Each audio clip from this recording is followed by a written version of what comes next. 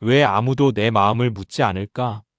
교회 주방에서 설거지를 하던 한 남자가 혼자 중얼거렸습니다. 그의 손은 움직이고 있었지만 눈빛은 어디론가 멀리 가 있었습니다. 안녕하세요. 오늘은 우리 곁에서 흔히 볼 수 있는 그러나 쉽게 말하지 못하는 이야기를 전하려 합니다. 김지훈 집사님. 모범 신자 충성된 일꾼이라 불리던 그 사람이 어느 날 예배당 의자에 앉아 조용히 무너져 내렸습니다. 누가 봐도 열심히 신앙생활하는 사람이었는데 무엇이 그를 그렇게 만들었을까요? 그리고 그는 어떻게 다시 일어설 수 있었을까요? 지금부터 시작되는 이야기는 어쩌면 여러분의 이야기일 수도 있습니다. 35세. 대부분의 사람들이 인생의 레일 위를 달리고 있을 나이.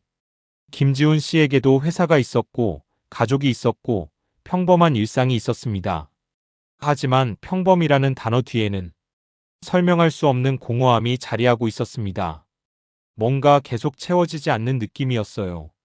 승진을 해도, 월급이 올라도, 가족과 시간을 보내도 마음 한구석이 텅 비어 있는 것 같았죠. 그러던 어느 날 연이은 실패가 찾아왔습니다.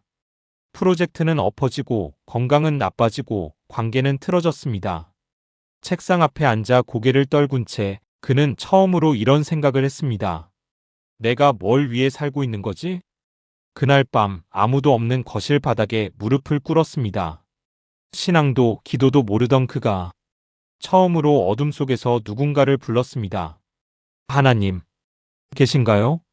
그리고 그 순간 말로 설명할 수 없는 따뜻함이 가슴을 적셨습니다. 눈물이 멈추지 않았습니다. 그 후로 그의 삶은 완전히 달라졌습니다.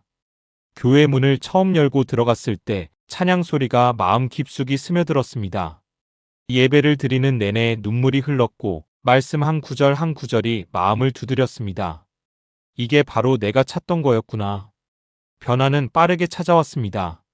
눈빛이 달라졌고 말투가 부드러워졌고 걸음걸이에도 평안함이 묻어났습니다. 그는 교회의 모든 자리에 함께하기 시작했습니다. 주방 설거지, 성가대 찬양, 아이들 돌봄, 청소, 새벽 기도회. 어떤 자리든 제가 할게요라고 먼저 손을 들었습니다. 감사한 마음을 어떻게 표현해야 할지 몰랐어요. 그저 이 기쁨을 나누고 싶었죠.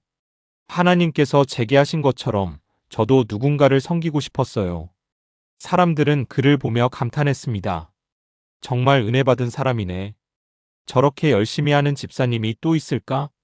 그 말들이 그에게는 큰 힘이 되었습니다. 아니, 처음에는 그랬습니다. 6개월이 지나고 1년이 지났습니다. 어느새 그의 일정표는 빼곡했습니다. 월요일 구역 예배, 화요일 기도회, 수요일 성경 공부, 목요일 봉사팀 회의, 금요일 청년부 모임, 토요일 청소 봉사. 그리고 주일은 말할 것도 없이 하루 종일 교회였습니다. 처음에 그 뜨거움은 어디로 갔을까요? 어느 순간부터 기도보다 일정이 먼저 떠올랐고 말씀보다 오늘 무슨 봉사가 있지? 가 먼저 생각났습니다. 사람들의 전화가 울립니다. 집사님, 이번 주 설교 영상 편집 좀 부탁드려도 될까요? 집사님, 다음 주 수련회 차량 지원 가능하세요? 집사님, 갑자기 주방 담당자가 못 나온대요. 도와주실 수 있죠? 거절할 수 없었습니다. 거절하면 안 될 것 같았습니다.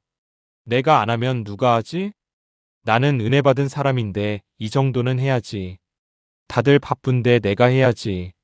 하지만 마음 한구석에서는 작은 목소리가 들렸습니다. 나는 지금 괜찮은 건가? 아무도 묻지 않았습니다. 오늘 마음은 어떤가요? 너무 무리하는 건 아닌가요? 힘들지는 않으세요? 그는 여전히 웃으며 괜찮습니다라고 대답했지만 마음속 어딘가에서 작은 등불 하나가 바람에 흔들리고 있었습니다. 어느 날 아침 새벽 기도의 알람이 울렸습니다. 손은 알람을 껐지만 몸은 일어나지 않았습니다. 오늘 하루만 쉬어도 되겠지? 그 하루는 사흘이 되었고 일주일이 되었습니다. 기도는 막혔습니다. 무슨 말을 해야 할지 몰랐고 말을 해도 천장에 부딪혀 돌아오는 것 같았습니다. 말씀을 펼쳐도 글자만 보였습니다. 예배당 의자에 앉아도 힘이 없었습니다. 더 무서운 건 교회에 나오는 게 두려워지기 시작했다는 것입니다. 또 무슨 부탁을 받을까? 내가 지금 이 상태로 섬길 수 있을까? 다들 나를 보면 뭐라고 생각할까? 사람들은 여전히 그를 충성된 집사님이라 불렀습니다. 그 말이 이제는 무겁게 느껴졌습니다. 나는 하나님을 위해 일하는 건가? 아니면 사람들의 인정을 받기 위해 일하는 건가? 그 질문 앞에서 그는 답을 찾을 수 없었습니다. 그렇게 몇 달이 흘렀습니다. 어느 주일 그는 습관처럼 교회에 나왔습니다. 맨 뒷자리에 조용히 앉았습니다. 예배가 시작되고 찬양이 흘러나왔습니다. 주님의 마음을 아는 자. 노랫말이 귀에 들어왔습니다. 그리고 갑자기 이유도 모를 눈물이 흘러내렸습니다. 멈출 수 없었습니다. 예배가 끝날 때까지 눈물은 계속 흘렀습니다. 그 눈물 속에서 그는 들었습니다. 내가 나를 사랑하느냐? 그날 저녁 김지훈 집사님은 오랜만에 무릎을 꿇었습니다. 주님, 제가 길을 잃었습니다. 봉사하느라 주님을 놓쳤습니다. 사람들 눈에 보이느라 주님을 보지 못했습니다. 고백이 쏟아졌습니다. 다시 시작하게 해주세요. 다시 처음 그 마음으로 돌아가게 해주세요. 사람보다 주님을 먼저 바라보게 해주세요. 기도가 끝나고 나서 마음이 조금 가벼워진 것을 느꼈습니다. 다음 날부터 그는 작은 결단을 내렸습니다. 모든 봉사를 내려놓는 대신 우선순위를 바꾸기로 했습니다. 말씀과 기도가 먼저, 그 다음이 봉사. 제가 좀 쉬어야 할 것 같습니다. 처음으로 교회 사람들에게 솔직하게 말했습니다. 놀랍게도 사람들은 이해해 주었습니다. 그동안 너무 무리하셨어요. 푹 쉬시고 건강 회복하세요. 왜 진작 말하지 못했을까? 스스로 지은 짐이었다는 것을 그제야 깨달았습니다. 회복은 천천히 찾아왔습니다. 매일 아침 30분, 오직 하나님과의 시간. 성경 한 장, 짧은 기도, 그리고 침묵. 그 시간이 쌓이면서 마음의 평안이 찾아왔습니다. 이제 그는 모든 봉사를 다 하지 않습니다. 대신 하나님이 맡기신 자리에만 섭니다. 사람들의 기대가 아니라 하나님의 음성을 따라 움직입니다. 어느 날 목사님이 말씀하셨습니다. 섬김이 무거워졌다면 잠시 멈추십시오. 봉사보다 기도가 먼저입니다. 하나님은 우리의 수고보다 우리의 마음을 보십니다. 그 말씀이 김지훈 집사님의 마음에 깊이 새겨졌습니다. 지금 김지훈 집사님은 예전처럼 바쁘게 움직이지 않습니다. 대신 예배당 뒷자리에서 조용히 말씀을 붙들고 기도합니다. 가끔 청소 봉사를 하지만 의무가 아닌 감사함으로 합니다. 그는 이제 압니다. 교회는 일하러 가는 곳이 아니라 하나님을 만나러 가는 곳이라는 것을. 섬김은 중요하지만 그보다 먼저 하나님과의 관계가 살아있어야 한다는 것을. 혹시 지금 이 이야기를 듣고 계신 여러분, 열심히 섬기고 있는데 마음이 공허하신가요?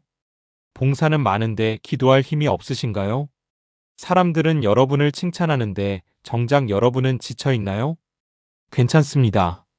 잠시 멈춰도 됩니다. 모든 것을 내려놓고 하나님 앞에 솔직해져도 됩니다. 하나님은 여러분의 수고를 아십니다. 하지만 그분이 진짜 원하시는 건 여러분의 일이 아니라 마음입니다. 오늘 다시 주님 앞에 나아가십시오. 그분은 지금도 여러분을 기다리고 계십니다. 수고하고 무거운 짐진 자들아, 다 내게로 오라. 내가 너희를 쉬게 하리라. 마태복음 1128. 이 이야기가 오늘 여러분에게 작은 위로와 힘이 되기를 바랍니다. 감사합니다.